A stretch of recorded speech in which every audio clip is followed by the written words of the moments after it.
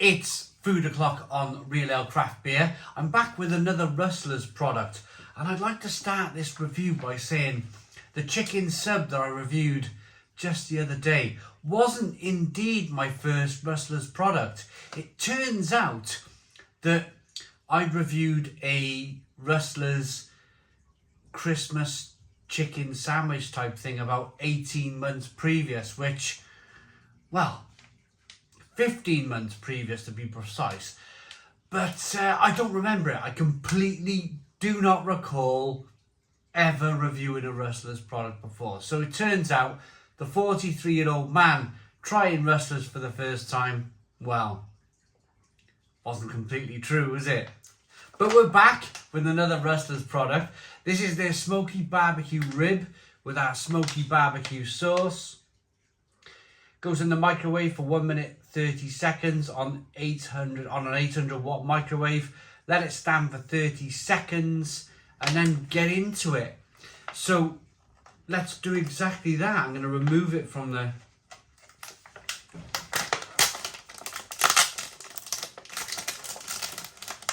Now these products as well were 2 for £3.50. So there's the, whoa. I mean, it's almost as if you can get straight into that. I mean, look at it.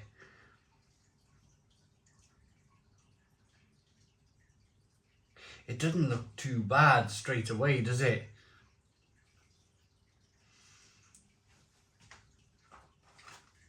So I'm going to put on that smoky barbecue sauce after it's been in the microwave. We've got a seeded bun. Let's get into it when it's finished microwaving. Okay, fresh out the microwave is this Rustlers barbecue rib. Pork roll type thing. The bun is still nice and soft. That's the most important thing. When you put bread in the microwave, plate's hot as well. There is a danger in there that the bread's going to go a bit hard. Here's the, well, first of all, there's a look at the meat. And here is the, oh, look at that, eh?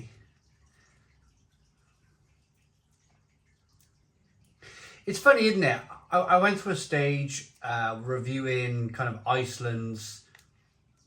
They did like a TGI Fridays, and they work with another company as well to produce this sort of thing. TGI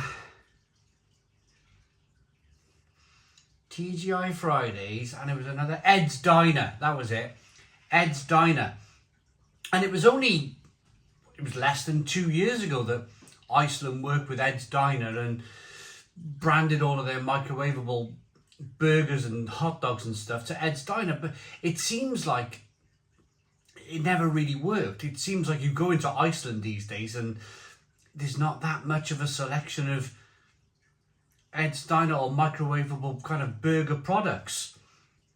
And that's, I mean, is it testament to Rustlers that they hold their own in a pretty crowded market? I think Rustlers have the benefit of being probably one of the first microwavable burger type, hot dog type companies out there. And I think they've been able to hold on to that market for that reason. People will always remember the first company that comes around. So here we go then, barbecue rib.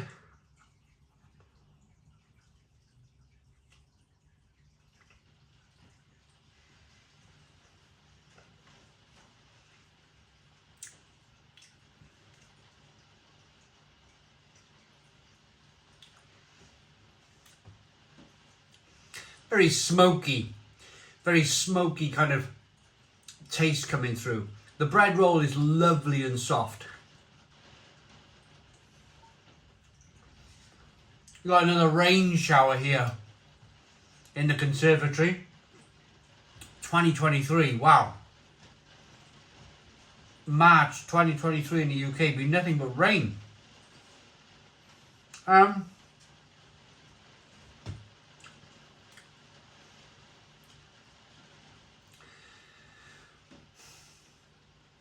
be fair to Rustlers, this isn't too bad. I think the most difficult thing, what I've learned from reviewing sausage patties and stuff, double sausage patties with eggs, these sorts of things from B&M Bargains and Lidl and Aldi and Iceland, is that one of the most difficult things to do and to get right in a microwavable burger is to get pork right. I've had so many of these burgers, especially from Ed's Diner, where the pork was just, it was very piggy. It was very kind of like, ooh, that doesn't smell right. It's way too piggy. It's way too farmy. This, being pork, it's not too bad.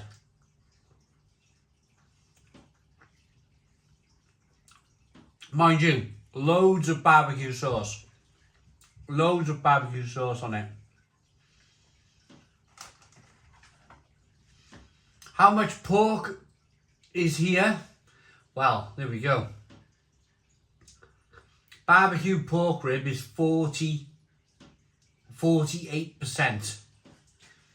So it's less than half of this whole thing.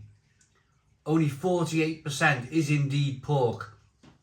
The rest is made up of soya, protein, sugars, salts. Yeah. Lots of E numbers. Other things, really.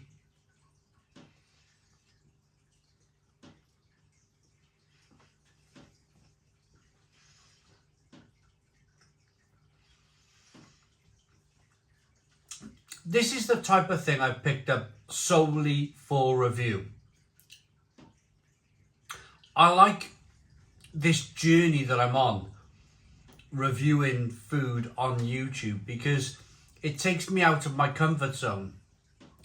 What would I normally be eating right now? I don't know. I might make myself a cheese toastie, or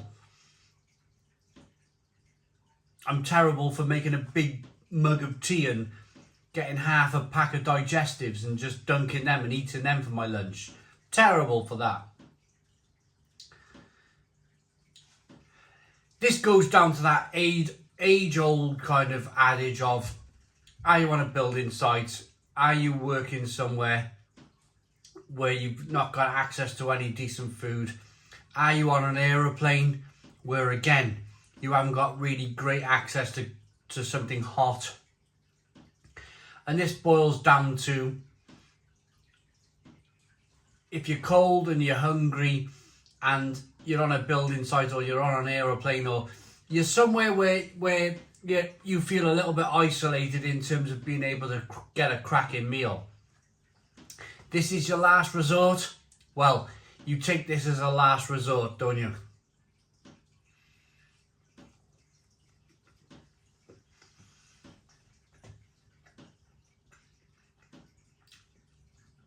It's very saucy. This sauce oozing out the side of this burger.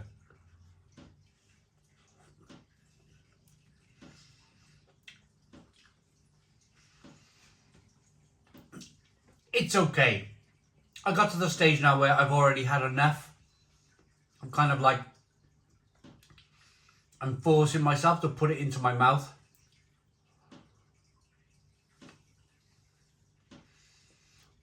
I'm not a food snob.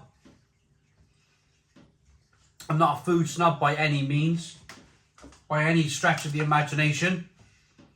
But seeing 1, 2,